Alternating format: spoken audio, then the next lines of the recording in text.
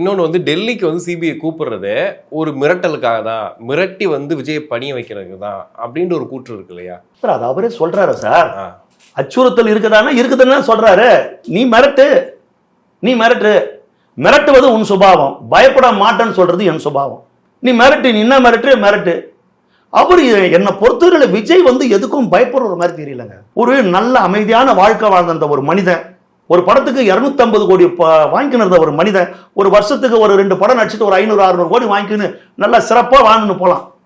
சரிங்களா? அப்பேற்பட்ட மனிதன் இது எல்லாத்தையும் கடந்து 30 ஆண்டுகளுக்கு மேல என்ன தலையில தூக்கி வச்சிருந்த தமிழ்நாட்டு மக்களுக்காக நான் ஏதாயிரம் செய்யணும்னு நினைக்கிறேன் அப்படின்னு அந்த வாழ்க்கையை தூக்கி போட்டுட்டு வந்திருக்கிறார். அவர் போய் கோடை விடுமுறையை நான் கழிக்கிறேன், நான் போய் உலகத்துல ஏதாவது ஒரு பனி பிரதேசத்துல உட்காந்து ஜாலியா இருக்கிறேன், ஏதாவது ஒரு தீவை வேலைக்கு வாங்கி நாங்க போயிருக்கிறேன், ஷூட்டிங் நேரத்துல வரேன் அப்படின்னு அவர் எவ்வளவோ இந்த நாட்டுல வாழ்ந்துட்டு போக முடியும். அவர் மக்களோட மக்களை கஷ்டப்படுறாருங்க. அவருக்கு தலையிட்டாங்க போய் சிபிஐ நிக்கணும்னு, சிபிஐ வாசல்ல நிக்கணும், தலையில எழுதிருக்குது.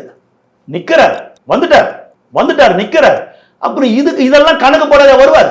ஜனநாயகன் படம் கேட்கிறப்போ சொல்றாரு, ஏங்க என்னை வச்சு நீங்க படம் எடுக்கிறேன்றீங்க, சும்மாவே இவனுங்க வந்து என் படத்துக்கு தொல்லை கொடுப்பானுங்க, அப்புறம் இப்ப அரசியல் கட்சி வேற ஆரம்பிச்சிட்டோம், பெரிய பிரச்சனை பண்ணுவானுங்க ப்ரொடியூசர் கிட்ட இவர் சொல்லி இருக்கிறாரு.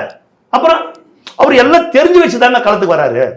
அவங்க எவ்வளவு முயற்சி பண்ணாலும் இவர்கிட்ட இருந்து ஒரு பதில் தான் வரும், நான் உறுதியா நம்புறேன். வாய்ப்பு கிடையாது.